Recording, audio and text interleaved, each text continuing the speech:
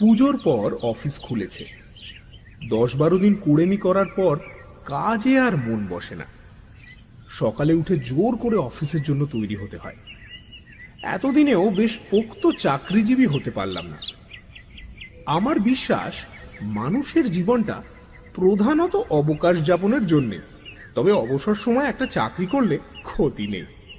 কিন্তু বর্তমান পৃথিবীর দাবি এত বেশি যে চাকরি প্রধান হয়ে উঠেছে, অবকাশটা গৌণ।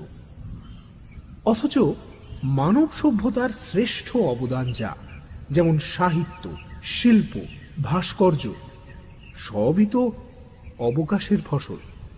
একমাত্র বার্নে পেটেন্ট অফিসে কাজ করতে করতে আইনস্টাইনের আপেক্ষিকতাবাদের আবিষ্কার ছাড়া চাকরি করে আর কে কবে অমর হয়েছে।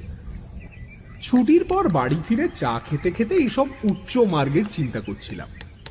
ক্রমে যখন ধারণা হয়ে এসেছে যে চাকরি না করলে আমিও জগতে অমর কীর্তি রেখে যেতে পারি, ঠিক সেই সময় বাইরে থেকে কিশোরীর হাঁক শোনা গেল। বেরিয়ে বললাম, কি হে, ব্যাপার কি? এই যে ফিরেছো দেখছি। আজ আর তাসের আড্ডায় যেতে ইচ্ছে করছে না, চলো তারানাথকে বিজয়ের প্রণামটা করে আসি। শার্টটা গায়ে চাপিয়ে কিশোরীর সঙ্গে বেরিয়ে পড়লাম। তারানাথ রাবড়ি খেতে ভালোবাসে, কিন্তু সম্প্রতি তার যা আর্থিক অবস্থা তাতে রাবড়ি খাওয়া চলে না। কিশোরী আর আমি টাকা দিয়ে রাবড়ি কিনে নিলাম। আমাদের দেখে তারানাথের মুখ উজ্জ্বল হয়ে উঠল। বলল, বউ আর ছেলে পিলেরা ছাড়া এই তোমরাই যা বিজয়া করতে এলে এবার। এত যে জানাশোনা লোক ছিল, তারা গেল কোথায় বলো দেখি? রাবড়ি পেয়ে তারানাথ খুব খুশি। ওহ, এ তো প্রায় শেরখানেক হবেই। হ্যাঁ, অনেকদিন পর পেট ভরে রাবড়ি খাবো। আরে বসো তোমরা, চা বলে আসি। চা এলো, সঙ্গে নারকেল নাড়ু আর বাড়িতে ভাজা কুচো নিমকি। খাওয়ার পর কিশোরী পকেট থেকে অবশ্যম্ভাবী সিগারেটের প্যাকেটটি বার করল।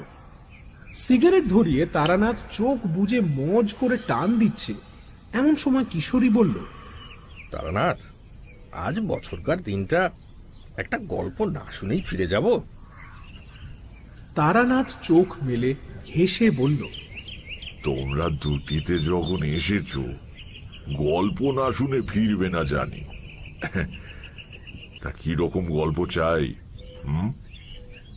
আজ আমাদের কোনো বায়না নেই, আপনি যা বলবেন।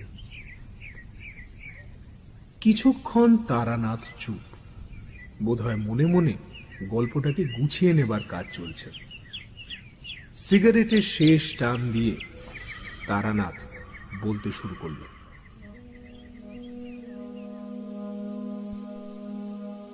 বীরভূমের একটা রেল স্টেশনের প্ল্যাটফর্মে বসে আছি। লুপ লাইনের অখ্যাত গেঁয়ো স্টেশন। সাহেবগঞ্জ লোকাল ধরে হাওড়া আসবো, তা সে ট্রেন শুনলাম 1.5 ঘন্টা লেট। কোথাও একটা খাবারের দোকানও নেই যে 1 কাপ চা খাবো। একটা বিড়ি ধরিয়ে পাইচারি করছি, দেখি প্ল্যাটফর্মের একেবারে শেষ প্রান্তে একটা ইটের পাঁজার ওপর একজন বিশাল চেহারা লোক চুপ করে বসে আছে। পোশাক খুবই সাধারণ, খাটো ধুতির ওপর একটা ফতুয়া গোছের জামা আর পায়ে বহু পুরনো একজোড়া চটি।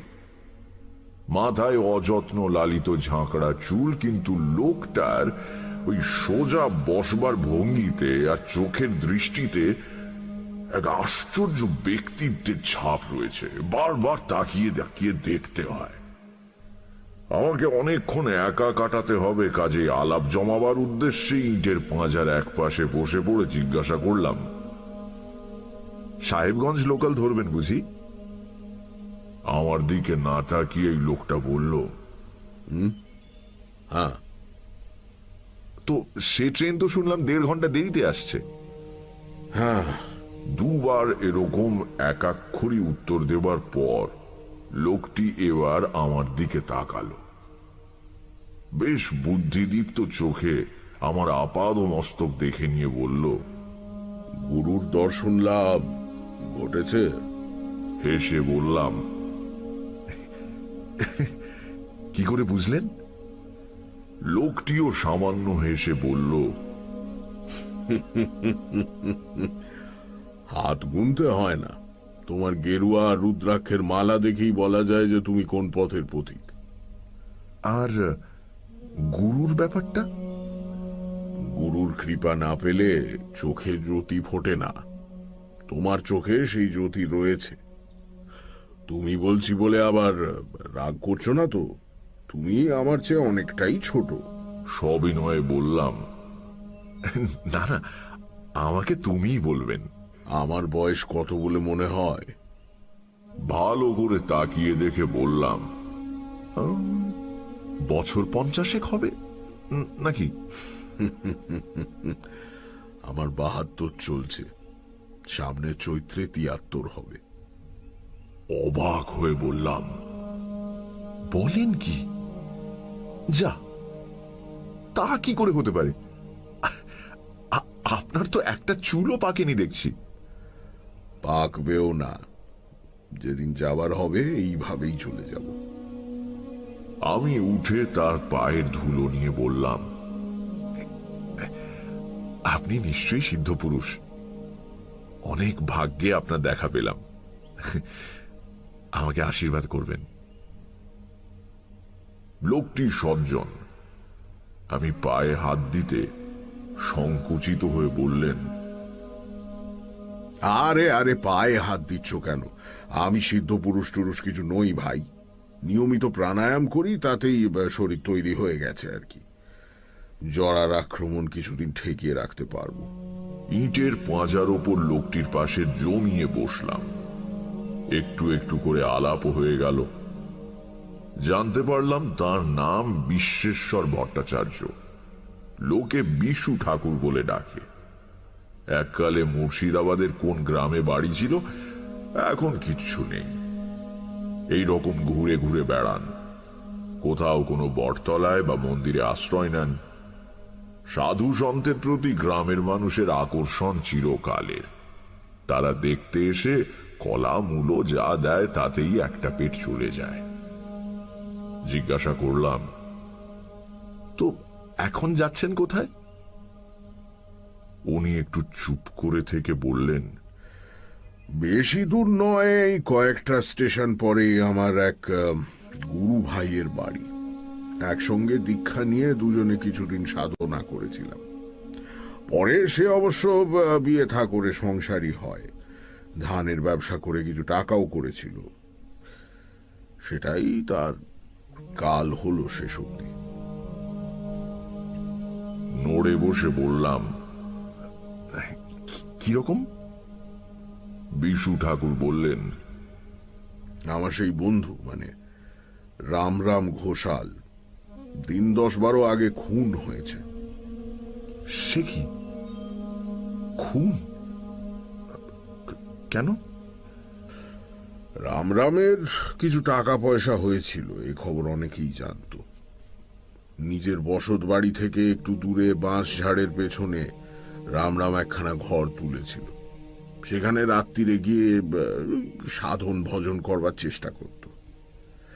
গৃহী হয়েও এই অভ্যেসটা ছাড়তে পারেনি। এই ঘরেরই মাটির মেঝেতে টাকা পুঁতে রেখেছিল রামরাম। তাকে মেরে মাটি খুঁড়ে সবকিছু নিয়ে চলে গেছে। কে করলো এই কাজ? বিশু ঠাকুর বললেন, জানি না, তবে যে করেছে তাকে শাস্তি পেতেই হবে। যে কাঠায় মাপ, সে কাঠায় শোধ, বুঝলে? ঠাকুরের গলার স্বরে একটু অবাক হলাম।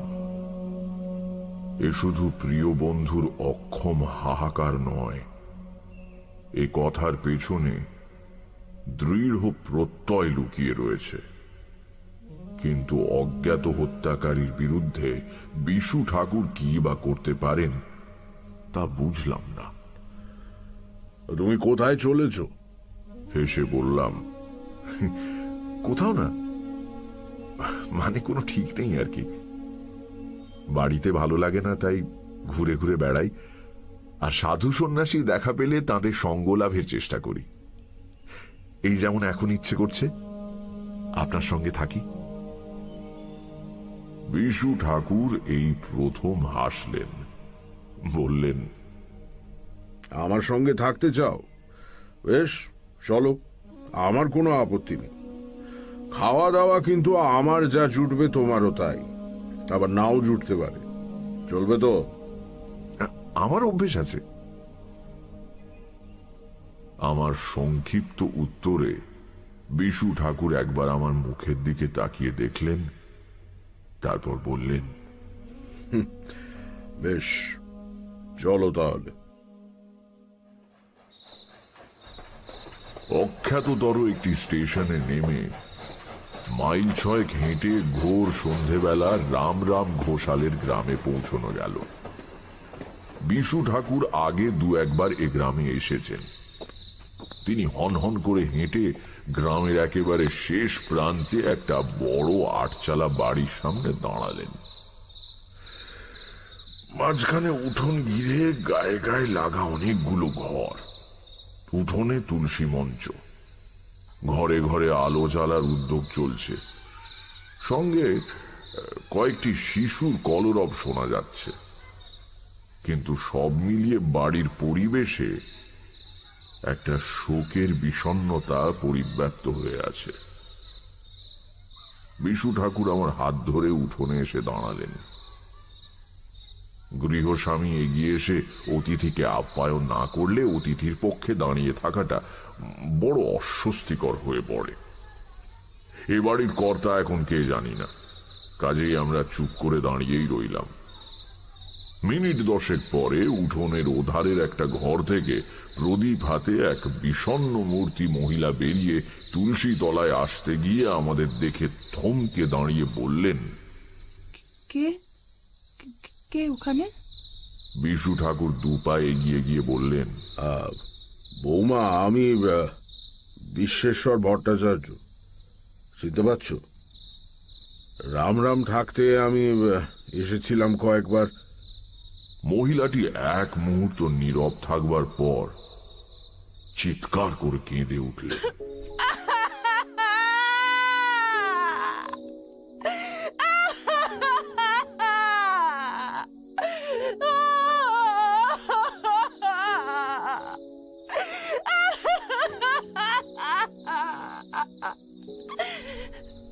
তার কান্নার শব্দে চারদিকের ঘর থেকে এতক্ষণে অনেকে বেরিয়ে এলো। বেশ কিছুক্ষণ একটা মিশ্র কোলাহল চলবার পর আমরা দাওয়ায় বসবার আসন পেলাম। 1 ঘন্টা পরে বিশু ঠাকুর এসেছেন শুনে গ্রামের অনেকে জড়ো হয়েছে রাম রাম ঘোষালের বাড়ি। তালপাতার চাটাইয়ে বিশু ঠাকুর বেশ সোজা হয়ে বসে আছেন। রাম রামের ছোট ভাই শিবরাম চোখে জল নিয়ে হাত জোড় করে ধরা গলায় বলছে, ঠাকুরমশাই, কে কাজ করেছে জানি না, কিন্তু যেই করুক সে খুব ভুল করেছে। দাদা আমার শিবতুল্য মানুষ ছিলেন, ব্যবসা করতেন বটে, কিন্তু টাকা কড়ির ওপর কোনো লোভ ছিল না। কত লোকের পাওনা ছেড়ে দিয়েছেন, কত লোকে কন্যাদায় উদ্ধার করেছেন। এই অঞ্চলের সবাই জানতো বিপদে পড়ে রাম ঠাকুরের কাছে গেলে খালি হাতে ফিরতে হবে না। এত পয়সা উপার্জন করতেন, কিন্তু নিজে পড়তেন একটা খাটো ধুতি। সারাদিনের শেষে খেতেন 1 মুঠো আতপ চাল সেদ্ধ। আমার বিশ্বাস হত্যাকারী চাইলে দাদা টাকা পয়সা সব বের করে দিতেন, খুন করবার দরকার হতো না। সবই ভাগ্য, সবই ভাগ্য। বিশু ঠাকুর জিজ্ঞেস করলেন, ও, পুলিশ কি বলছে? শিবরাম উত্তর দেবার আগেই ভিড়ের মধ্যে থেকে একজন কে বলে উঠল, পুলিশ বরাবর যা বলে, খুনের পরদিন সকালে খবর দেওয়া হয়েছে, পুলিশ এসেছে বিকেলে। কি ঝামেলা ভাবুন তো। আমার দারোগা বলে দিয়েছিল পুলিশ পৌঁছানোর আগে যেন মৃতদেহ সৎকার করা হয়। সেই দেহ নিয়ে পরদিন রাত 12টা অবধি সবাই বসে। এদিকে পুলিশের কি হম্বিতম্বি, পারলে গ্রাম শুদ্ধ লোককে ফাঁসি কাটে তুলে দেয়, তারপর পুলিশও চলে গেল, সবকিছু মিটে গেল। খুনে আর কোথায় ধরা পড়েছে? বিশু ঠাকুর বিষণ্ণতা মাখানো গলায় বললেন, ঠিকই, পুলিশের অপদার্থতা আর কারোর জানতে বাকি নেই। খুনিকে তারা ধরতে পারবে বলে আমার বিশ্বাসও হয় না। রাম রাম এমন বেঘরে মারা যাবে স্বপ্নেও ভাবিনি। না, এ খুনের কিনারা কিছু হবে না। আমি একটু অবাক হয়ে বিশু ঠাকুরের মুখের দিকে তাকালাম। এই আজই কয়েক ঘন্টা আগে উনি জোর দিয়ে বলেছেন খুনিরা শাস্তি পাবেই, আবার এখন বলছেন হত্যার কিনারা হবে না। ব্যাপারটা কি? কিন্তু বিশু ঠাকুর সত্যিই যেন কেমন হতাশ আর হালছড়া ভঙ্গিতে বসে রয়েছেন, আর চোখে মুখে শোকের ছায়া।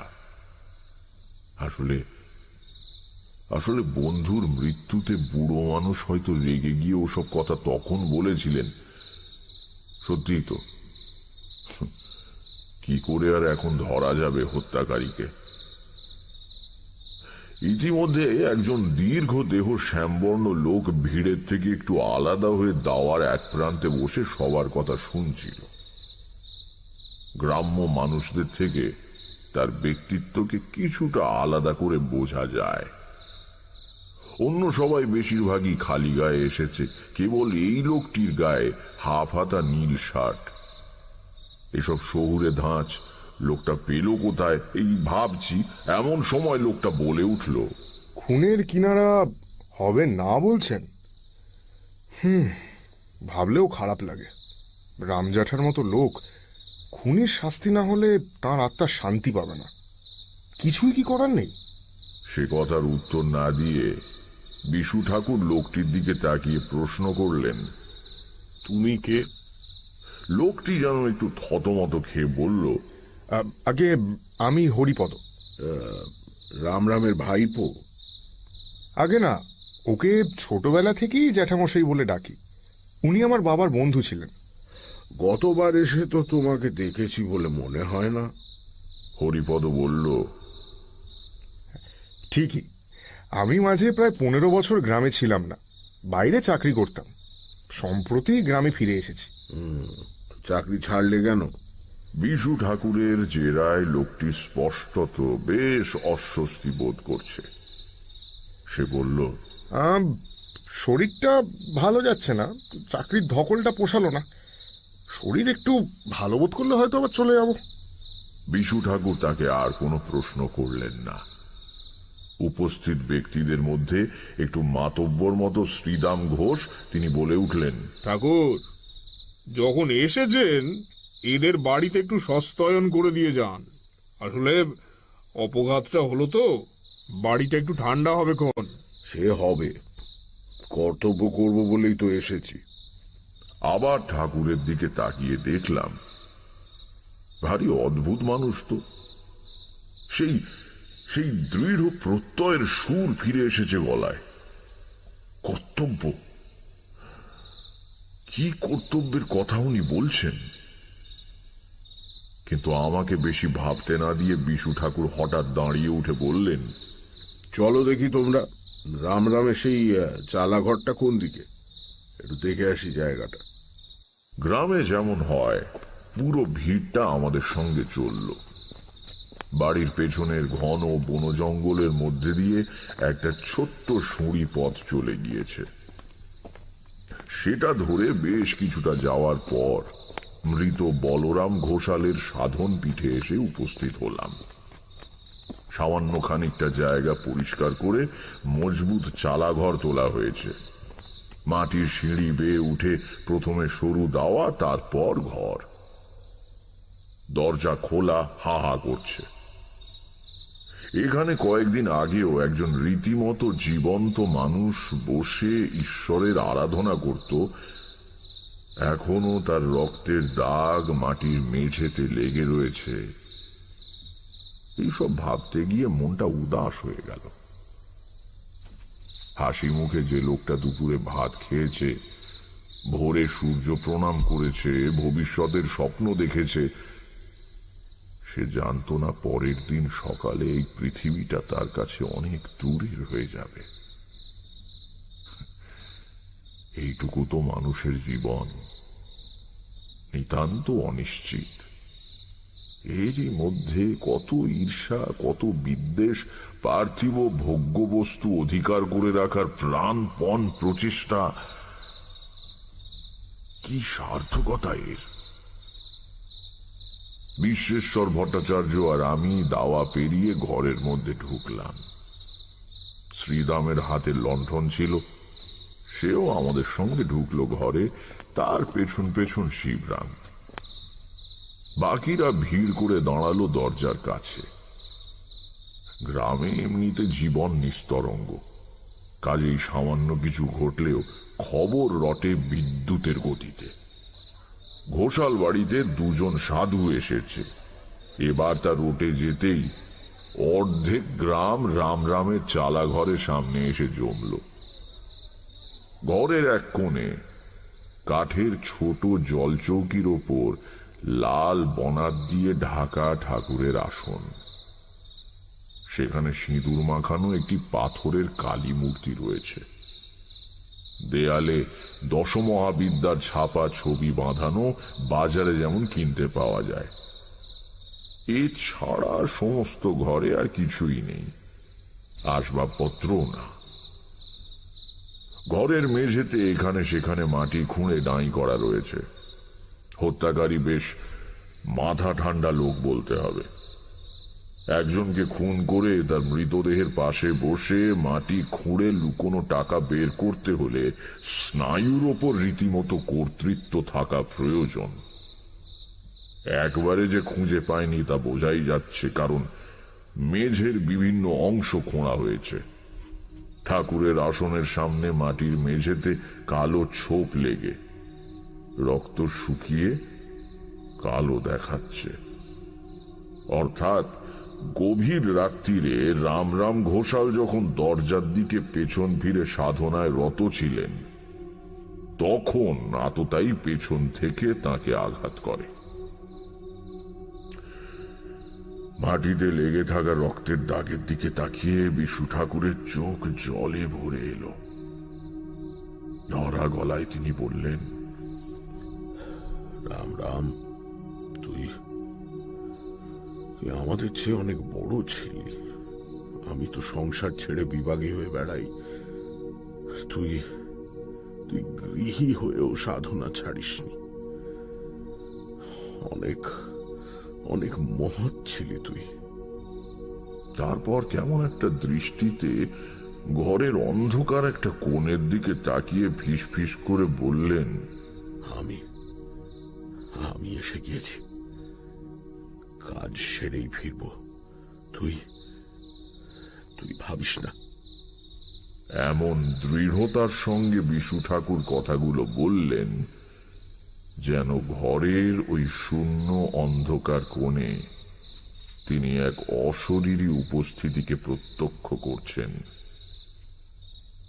আমার সমস্ত শরীরে কাঁটা দিল। শ্রীদাম আর শিবরামও দেখি কেমন ভাবে তার দিকে তাকাচ্ছে, পাগল ভাবছে কিনা কে জানে। বিশু ঠাকুর বললেন, চলো তারানাথ, বাইরে যাই। ঘর থেকে বেরিয়ে আমরা দাওয়ায় বসলাম।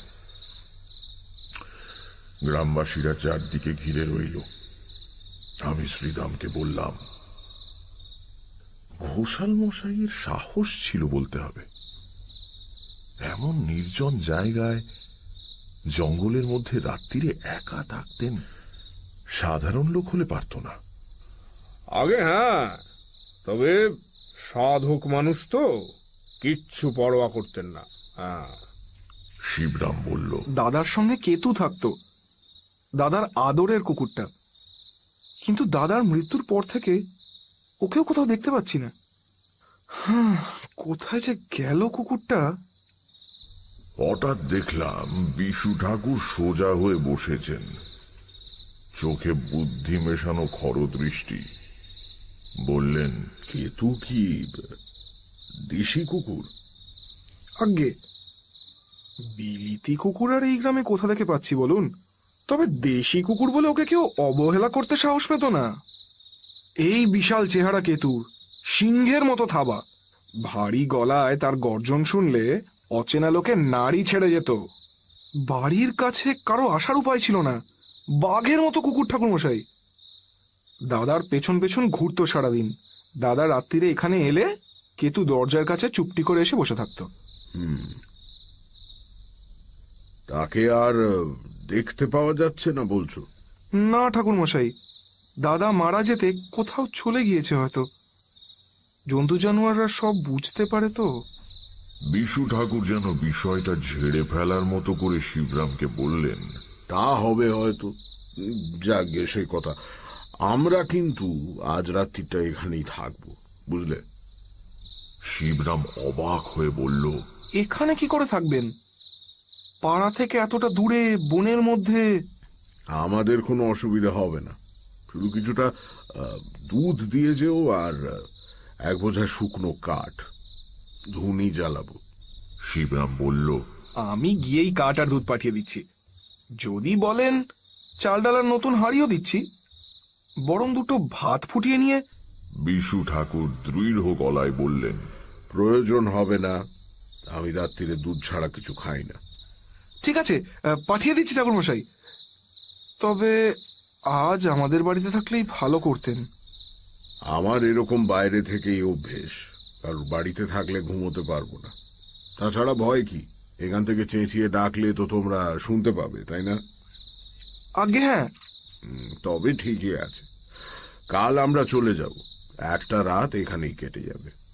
যার সঙ্গে এত বন্ধুত্ব, যাকে নিয়ে সম্পর্ক, সেই যখন রইল না। তারপর একটা দীর্ঘ নিঃশ্বাস ছেড়ে বিশু ঠাকুর বললেন, না, আর মায়া বাড়াবো না। ঠাকুরের গলাটা যেন বড়ই অভিনয় অভিনয় ঠেকল। এত দীর্ঘশ্বাস ফেলে হাহুতাশ করবার লোক উনি নন। কি ব্যাপার বুঝতে না পেরে আমি চুপ করে রইলাম। বিশু ঠাকুর আবার বললেন, সত্যি মানুষের কি কপাল! টাকা পয়সা তো মেজে খুঁড়ে নিয়ে গেলই, গ্রামের কালী মন্দিরটাও আর হলো না। ভিড়ের মধ্যে সামান্য গুঞ্জন চলছিল, হঠাৎ সেটা থেমে গেল। সবাই নতুন কথা শুনে বিশু ঠাকুরের মুখের দিকে তাকিয়ে আছে। শ্রীরাম ঘোষ বলল, আগে ঠাকুরমশাই, এই কালী মন্দিরের কথাটা কি বললেন? ঠিক তো বুঝতে পারলাম না। কেন, তোমরা জানো না? রাম ঠিক করেছিল গ্রামে বিরাট কালী মন্দির প্রতিষ্ঠা করবে। স্বপ্নে আদেশ পেয়েছিল নাকি দেবীর কাছ থেকে। এজন্য কিছু সোনা কিনে জমিয়ে রেখেছিল বেচারা। সে সবও তো হত্যাকারী নিয়ে গেল। শিবরাম অবাক হয়ে বলল, দাদা সোনা কিনে জমিয়ে রেখেছিল? বলেন কি ঠাকুরমশাই? কই, আমরা তো কিছু জানতাম না। জানবে কি করে, গোপনে করছিল তো কাজটা। মন্দির প্রতিষ্ঠা হলে দেখতেই পেতে। গতবার যখন আসি, আমাকে এক মুঠো পাকা সোনার গিনি দেখিয়েছিল। এই কবছর না জানি আর কত গিনি জমেছিল। সবই পরের ভাগে চলে গেল। মন্দিরটা হলে তোমাদেরই থাকতো। মেঝে খোঁড়ার কথা শুনেই বুঝেছি হত্যাকারী আর কিছু রেখে যায়নি। ভিড়টা আস্তে আস্তে পাতলা হয়ে এলো। এত বড় খবরটা বাড়ি গিয়ে সবাইকে জানাতে হবে তো। শিবরামও শেষ পর্যন্ত আমাদের প্রণাম করে উঠে পড়ল।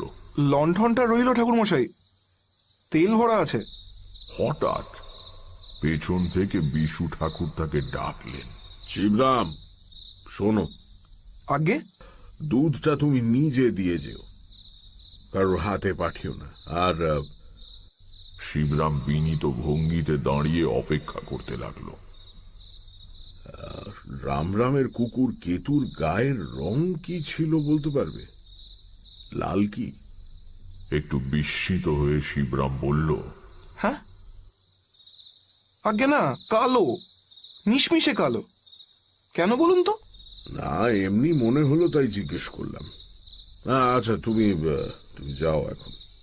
শিবরাম চলে যেতেই চারদিকে নৈশ স্তব্ধতা যেন প্রকট হয়ে উঠল। ঝিঁঝি ডাকছে জঙ্গলে, বাঁশ বনে অদ্ভুত শব্দ করে বাঁশ দুলছে। মাথার উপরে কেবল একটুখানি খোলা আকাশ দেখা যায়। অজস্র নক্ষত্র ফুটেছে কালো রাত্রির পটে। আবহাওয়া বেশ সুন্দর, তেমনি গরমও নেই, আবার ঠান্ডাও নয়। বিশ্বেশ্বর ভট্টাচার্যের গলা শুনতে পেলাম। রাত্রির নির্জনতার মধ্যে বেজে উঠেছে। আস্তে আস্তে স্পষ্ট উচ্চারণে বলছেন, অহন্যহনি ভূতানি গচ্ছন্তি হজমালয়ম শেষা স্থাবরমিচ্ছন্তি কিমাশ্চর্যমত পরম। বললাম, মহাভারত? বকরূপী ধর্মের সঙ্গে যুধিষ্ঠিরের সংলাপ। প্রত্যেক দিনই পৃথিবীতে শত শত মানুষ মরছে। কেউ পার্থিব সম্পদ বুঁচকা মেঁধে সঙ্গে নিয়ে তো যেতে পারছে না। তবুও যারা বেঁচে আছে তারা ভাবছে তারা বুঝি চিরকালই বেঁচে থাকবে। কিন্তু সবাই এই সার কথা বুঝে সন্ন্যাসী হয়ে গেলে জগৎ সংসার কি করে চলবে ঠাকুরমশাই? সবাই সন্ন্যাসী হবে কেন? গৃহী কি সৎ হতে পারে না, অনাসক্ত হতে পারে না? কিসের সম্পত্তি আর ঐশ্বর্য আর ক্ষমতা নিয়ে অহংকার? জানো তো, মা কুরু ধনজন যৌবন গর্বং নিমেষে হরতি কালং সর্বং। যদি সম্পদ সংগ্রহ করতে হয় তাহলে অপরের জন্য করো, মহাকাল সব এক নিমেষে হরণ করতে পারে। বললাম, যেমন ঘোষাল মশাই গ্রামের লোকদের ভালো হবে বলে মন্দির প্রতিষ্ঠার জন্য সোনা জমিয়েছিলেন। বিশু ঠাকুর এক মুহূর্ত আমার দিকে রহস্যময় চোখে তাকিয়ে রইলেন। তার ঠোঁটের কোণে সূক্ষ্ম হাসির রেখা। তারপর চোখ সরিয়ে নিয়ে হালকা গলায় বললেন, রাম রাম কোনোদিনই মন্দির প্রতিষ্ঠার জন্য দেবীর আদেশ পায়নি। তার কোনো সোনাও জমানো ছিল না। বিস্মিত হয়ে বললাম, তার মানে আপনি যে সবাইকে বললেন নিজের চোখে এক মুঠো গিনি দেখে গিয়েছেন? মিথ্যে কথা বলেছি। সে কি? কেন? সোনা আমার কল্পনা ছাড়া কোথাও ছিল না, কাজেই হত্যাকারী নিশ্চয়ই তা পায়নি। যা নেই তা আর পাবে কি করে? কিন্তু আমার এই কথাটা এখনই গ্রামের মধ্যে প্রচার হয়ে যাবে। যে খুন করেছে সে রামরামের পরিচিত লোক। তাহলে প্রথমত সে রামরামের লুকোনো টাকার কথা জানতে পারত না। দ্বিতীয়ত তাকে দেখেই খুনের রাতে কুকুরটা চেঁচাতো এবং আক্রমণ করত। সম্ভবত একটু আগে এখানে যে ভিড় জমেছিল তার মধ্যেই সে দাঁড়িয়েছিল। এখন সেই সোনার কথা শুনে সে মনে করবে এটা এখন ওই ঘরের মেঝেতেই কোথাও মাটির তলায় পোঁতা রয়েছে। সোনার লোভ বড় লোভ। আমার বিশ্বাস এই ভুল শুধরে নিতে সে আবার এখানে আসবে। শুনে বিশেষ ভরসা হলো না। বাঁশবনের ধারে এই চালা ঘরে আমরা দুটি প্রাণী। রাত্রিরে যদি রামের হত্যাকারী আবার আসে তাহলে আমি অন্তত খুব একটা আনন্দ পাব না। বললাম, কবে আসবে? বিশু ঠাকুর হেসে বললেন, ভয় নেই, আজ আসবে না। সে বোকা নয়, সে জানে তার হাতে অঢেল সময় রয়েছে। আমরা কাল চলে গেলে সে যে কোনো দিন এসে ধীরে সুস্থে কাজ শেষ করে যাবার কথা ভাববে। একজন অসতর্ক মানুষকে খুন করা সোজা, কিন্তু ধুনি জ্বালিয়ে জেগে থাকা দুজন মানুষকে আক্রমণ করা সহজ নয়। আর খামোকা করবেই বা কেন, যখন পরে নিরুপদ্রবে কাজটা সারা যেতে পারে। একটু ভেবে বললাম, কিন্তু আমরা তো কাল চলে যাচ্ছি, তাহলে এই ফাঁদ পেতে লাভ কি? খুনি এলেই বা তাকে ধরবে কে? আর ধরলেই বা কি প্রমাণ হবে? রাত্রিরে এই চালাঘরের কাছে ঘুরঘুর করছিল, কাজেই সে রামরাম ঘোষালকে মেরেছে, এমন যুক্তি কি আদালত শুনবে? বিশু ঠাকুর যথার্থ বিস্ময়ের সঙ্গে বললেন, আদালত? এর মধ্যে আদালত আসছে কোথার থেকে? তাহলে? পরে বলবো। তুমি তো আমার সঙ্গে আছো, দেখতেই তো পাবে। চুপ করে বসে আছি, একদম চুপ। ওদিকে সময় গড়িয়ে যাচ্ছে।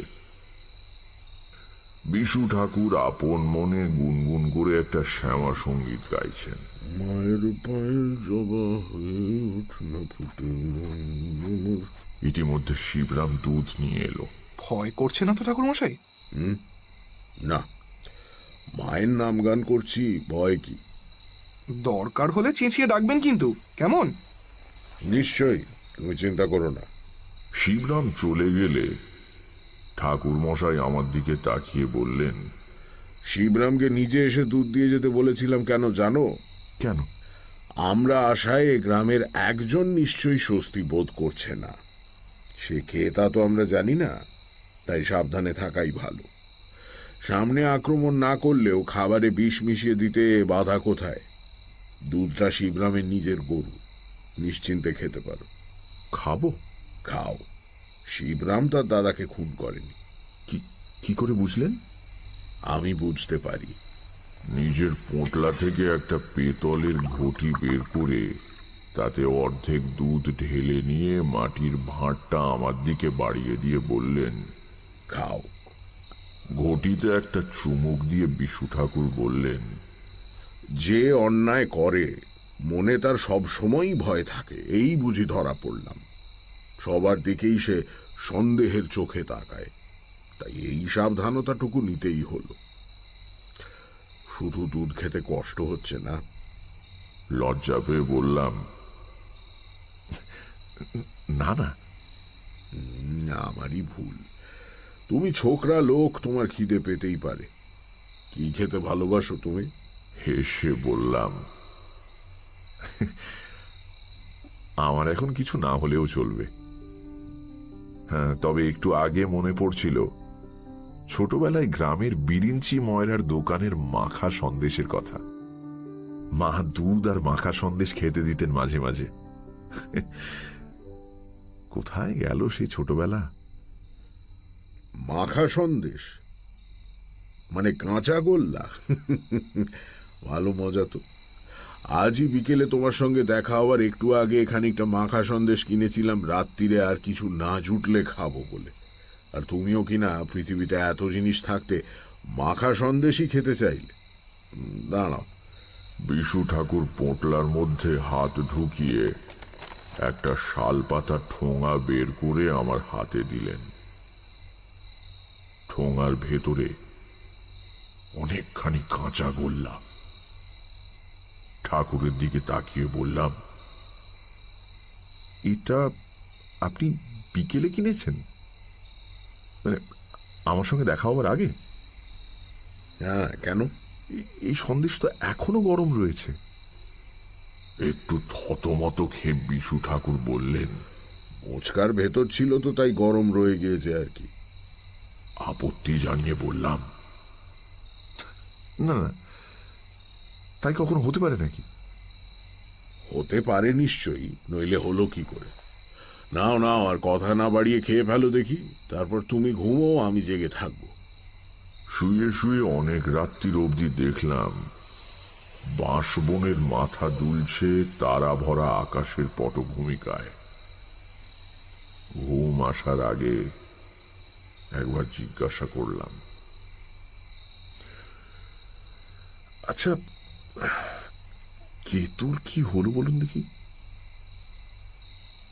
গম্ভীর গলায় বিশু ঠাকুর উত্তর দিলেন, কেতুকে হত্যাকারী মেরে ফেলেছে, সম্ভবত বিষ মেশানো খাবার দিয়ে।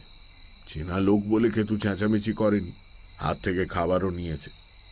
কিন্তু রামরামকে আঘাত করতে দেখলেই সে আক্রমণ করত, কাজেই তাকে আগে সরানো একান্ত দরকার ছিল। দেহটা কোথায় গেল তাহলে? খুব সম্ভবত শেয়াল নিয়ে গেছে। এসব অঞ্চলে সাবধানে দরজা দিয়ে না শুলে অনেক সময় ছোটখাটো শিশুকেও বিছানা থেকে শেয়াল টেনে নিয়ে যায়। আবার শুয়ে আকাশের দিকে তাকিয়ে আছি। ঘুম আসে না। হঠাৎ আরেকটা প্রশ্ন মাথায় আসতে জিজ্ঞাসা করলাম, আচ্ছা, আপনি কেতুর গায়ের রঙের কথা জিজ্ঞেস করলেন কেন? এটা আমি কিন্তু বুঝতে পারিনি। চটে গিয়ে বিশু ঠাকুর বললেন, বেশ করেছি, জিজ্ঞেস করেছি। কেবল প্রশ্ন করে, ঘুমও না কেন বাপু? কোন ব্যাপারটাই বা এ অবধি তুমি বুঝতে পেরেছ? ঠাকুরকে আর না ঘাঁটিয়ে বিনা বাক্য ব্যয় পাশ ফিরে শুয়ে কিছুক্ষণ বাদে ঘুমিয়ে পড়লাম। সারা রাত স্বপ্ন দেখলাম কেতু ল্যাজ নাড়তে নাড়তে বিশু ঠাকুরের হাত থেকে মাখা সন্দেশ খাচ্ছে। পরের দিন সকালে আমরা শিবরামের কাছে বিদায় নিয়ে চলে এলাম। সে আমাদের কয়েকটা দিন তার বাড়িতে আতিথ্য গ্রহণের জন্য খুব অনুরোধ করেছিল, কিন্তু বিশু ঠাকুর রাজি হলেন না। তার নাকি কাজে আজই শিউরি রওনা হতে হবে, থাকার কোনো উপায়ই নেই, পরে বরঞ্চ কখনো, ইত্যাদি ইত্যাদি। শিবরাম, শ্রীদাম ঘোষ ইত্যাদি অনেকেই গ্রামের সীমানা পর্যন্ত আমাদের এগিয়ে দিয়ে গেল। স্টেশনের কাছে একটা নির্জন জায়গায় এসে বিশু ঠাকুর দাঁড়িয়ে পড়লেন। তারপর আমার দিকে তাকিয়ে বললেন, তারানাথ, এখন আমি যা বলছি খুব মনোযোগ দিয়ে শোনো। আমরা শিউরি যাচ্ছি না, আমরা যেখানেই থাকবো আজকের দিনটা। তারপর রাত্রিরে আবার গ্রামে ফিরে যাব। অবাক হয়ে বললাম, তার মানে? মানে এই যে আমরা চলে গিয়েছি মনে করে রামরামের খুনি আজ রাত্রিরেই আমাদের পেতে আসা ফাঁদে পা দেবে। অত সোনা মাটির তলায় পড়ে আছে জেনে সে শান্তিতে ঘুমোতে পারবে না। মানুষের চরিত্র যতদূর বুঝেছি তাতে আমার দৃঢ় বিশ্বাস আর দেরি না করে আজ রাতেই সে আসবে। তাকে ধরতে গেলে ওই চালা ঘরের পাশে জঙ্গলে আমাদের লুকিয়ে বসে থাকতে হবে। কিন্তু এই কাজ কি আমাদের দুজনের দ্বারা সম্ভব? খুনির হাতে তো অস্ত্র থাকতে পারে। তাছাড়া আগে যা বলেছিলাম, কাউকে ধরলেও সেই যে খুন করেছে তা প্রমাণ করা যাবে না। ধরবার সময় দু একজন সাক্ষীও তো থাকা ভালো। সব ব্যবস্থা হয়েছে। আমরা রওনা হওয়ার আগে বাড়ির মেয়েরা প্রণাম করতে চায় বলে শিবরাম আমাকে অন্দরমহলে নিয়ে গেল না, তখনই শিবরামকে আমি সমস্ত কথা খুলে বলেছি। শিবরাম, তার দুই জোয়ান ছেলে আর বাড়ির কয়েকজন কৃষক আজ রাত্রিরে না ঘুমিয়ে তৈরি হয়ে বসে থাকবে। আমাদের ডাক শুনলেই তারা দৌড়ে চালা ঘরে এসে হাজির হবে। আপাতত দিনের বেলাটা আমরা স্টেশনেই কোথাও ঘাপটি মেরে কাটিয়ে দিই। এসো। এরকম একটা খুনোখুনির ব্যাপারে আমার জড়িয়ে পড়তে ইচ্ছে করছিল না মোটেও। আবার ঘটনার শেষটা দেখার জন্য নিদারুণ কৌতূহলও ছিল। ফলে থেকেই গেলাম। ভালো সিদ্ধান্তই নিয়েছিলাম, কারণ এর ফলে জীবনের এক অন্যতম আশ্চর্য অভিজ্ঞতা আমার সেদিন লাভ হয়েছিল। প্ল্যাটফর্মের শেষ প্রান্তে কয়েক বস্তা পাটের পেছনে বসে আমাদের দিনটা কেটে গেল। সন্ধে নামতে বিশু ঠাকুর উঠে গিয়ে স্টেশনের বাইরের মুদিখানা থেকে কিছু চিড়ে আর গুড় কিনে এনে আমাকে দিলেন। নাও, তোমার আর রামরামের বাড়ি হয়ে যাবার কোনো দরকার নেই, গ্রামের লোকে দেখে ফেলবে। একেবারে সোজা ওই চালা ঘরের পূব দিকে আশশেওড়ার ঝোপের পেছনে বসে থাকো। ভয় নেই, আমি সময় মতো পৌঁছে যাব। সে কি, আপনি আমার সঙ্গে যাবেন না? না, দুজনে একসঙ্গে গেলেই লোকের নজরে পড়বার সম্ভাবনা। তুমি সোজা পথে গ্রামে ঢুকো না, গ্রাম ছাড়িয়ে চলে গিয়ে পেছনের আম বাগান দিয়ে চালা ঘরের কাছে যেও। তারপর আমার মুখের দিকে তাকিয়ে বললেন, তুমি ভয় পাচ্ছ নাকি? শোনো, বিশ্বেশ্বর ভট্টাচার্য যাকে বলেছে ভয় নেই, তার সত্যি কোনো ভয় নেই। যাও। লোকটার জাদুকরী ব্যক্তিত্ব আছে। এত সবের পরেও আমি একলা যেতে রাজি হয়ে গেলাম। অন্ধকারে অচেনা পথে 6 মাইল হাঁটতে সময় লাগে। রামরাম ঘোষালের চালাঘরের পূব দিকে আশ শেওড়ার ঘন ঝোপের পেছনে যখন গুছিয়ে বসলাম, ততক্ষণে বেশ রাত হয়েছে। অন্তত পল্লীগ্রামে একেই রাত বলে। দূরে কোথাও সংকীর্তন হচ্ছিল, ক্রমে সেটাও বন্ধ হয়ে গেল। বাঁশ ঝাড়ে মাটির ওপর পড়ে থাকা শুকনো বাঁশ পাতার ওপর দিয়ে মাঝে মাঝে খসখস করে কি যেন যাতায়াত করছে। তাছাড়া